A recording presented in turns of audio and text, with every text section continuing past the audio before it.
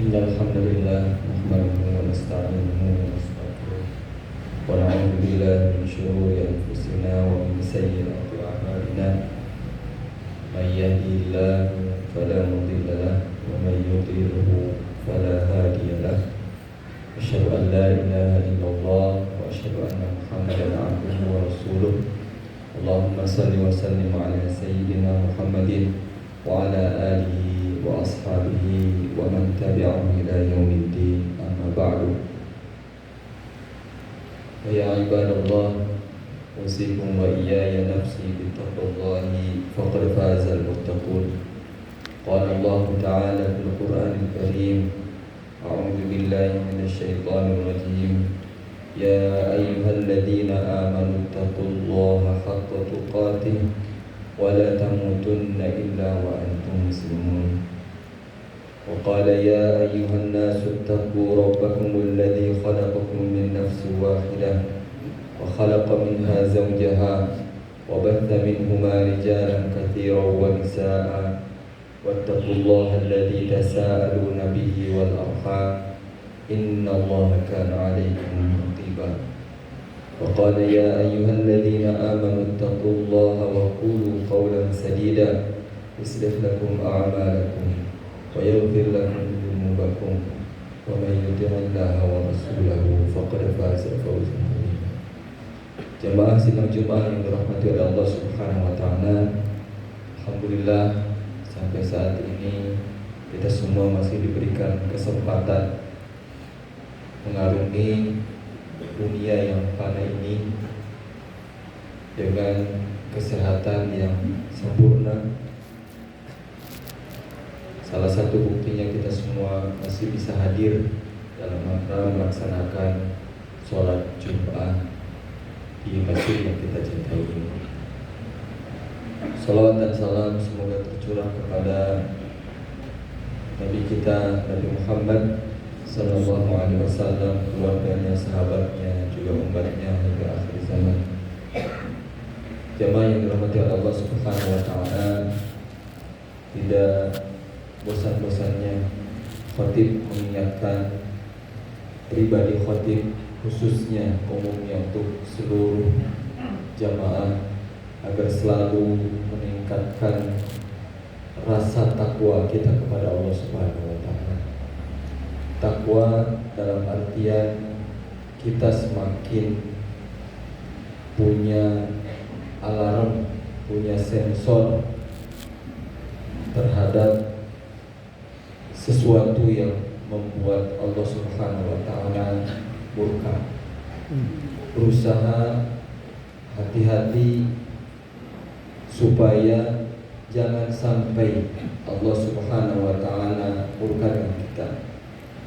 Sehingga dengan perasaan itu kita semua berusaha melaksanakan apapun yang diperintah oleh Allah Subhanahu wa taala, berusaha untuk meninggalkan apapun yang dilarang oleh Allah Subhanahu wa taala. Dan saat kita kepleset tidak bisa melaksanakan perintah Allah Subhanahu wa taala atau kepleset melaksanakan yang dilarang oleh Allah Subhanahu wa taala, segera kita bersimpuh di hadapan Allah Subhanahu wa taala meminta ampun. Ini adalah salah satu bentuk kita bertakwa kepada Allah Subhanahu wa taala. Semakin kita peka, semakin kita sensitif dengan berbagai arahan-arahan Allah Subhanahu wa taala, dan semakin sensitif untuk sadar bahwa diri kita banyak kesalahan, banyak kekurangan, kemudian bersimpuh di depan Allah Subhanahu wa taala, meminta ampun, meminta maaf, maka semakin tinggi ketakwaan kita di sisi Allah Subhanahu wa taala. Jamaah yang dirahmati oleh Allah Subhanahu wa taala, kita ingat kembali bahwa kita semua di dunia ini tidak selamanya. Di dunia ini hanya tempat untuk berbekal. Di dunia ini hanya tempat bermusafir. Sebagaimana Rasulullah sallallahu alaihi wasallam menyampaikan, kun fid dunya ka'annaka gharibun aw 'abir sabil. Jadilah di dunia ini hanya sekedar seperti orang yang numpang lewat. Jadilah di dunia hanya sebagai orang asing. Kenapa demikian? Karena tempat tinggal kita yang sebenarnya bukan di dunia ini. Kita di sini hanya diperintah sementara berbekal dulu untuk bisa kembali ke tempat tinggal kita yang sebenarnya, yaitu di surganya Allah Subhanahu wa Ta'ala.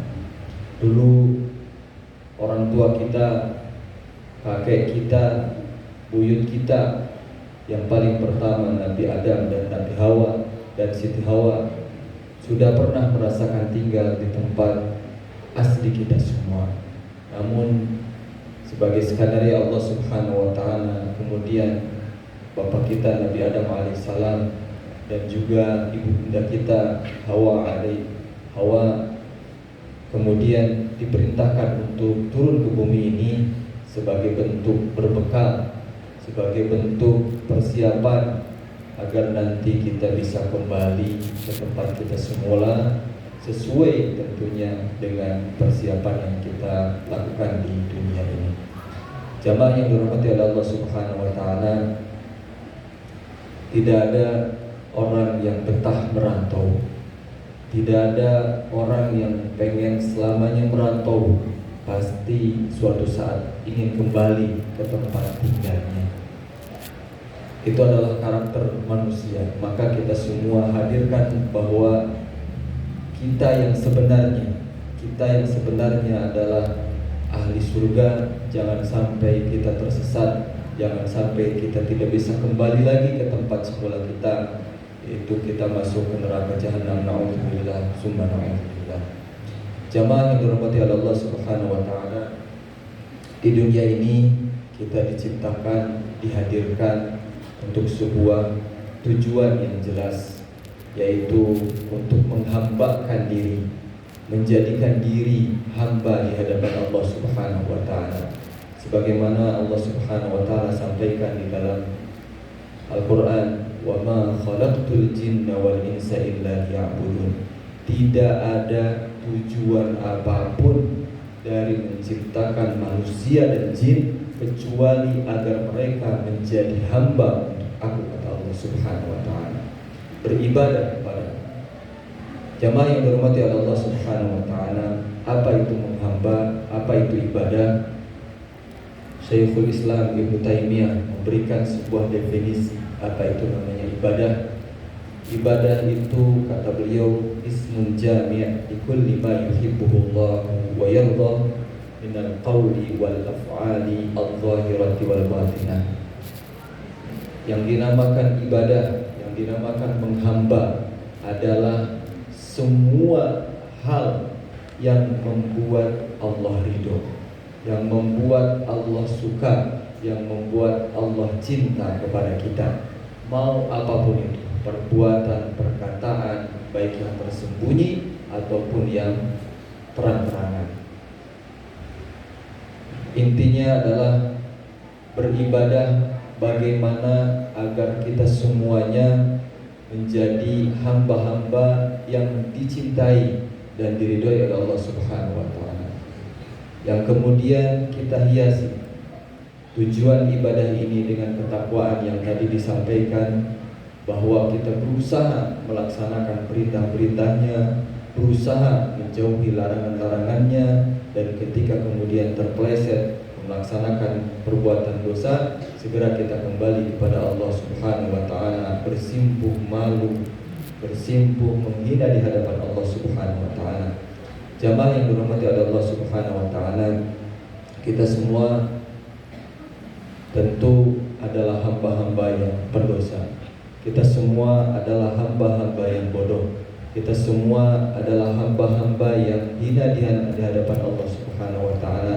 Maka cara beribadah yang paling baik adalah ketika kita merasa kita tidak punya amal apapun dan kita hanya berharap pada rahmat dan kasih sayang Allah Subhanahu wa Ta'ala. Kalau kita hitung perintah-perintah Allah Subhanahu wa Ta'ala, tidak banyak yang sudah kita laksanakan.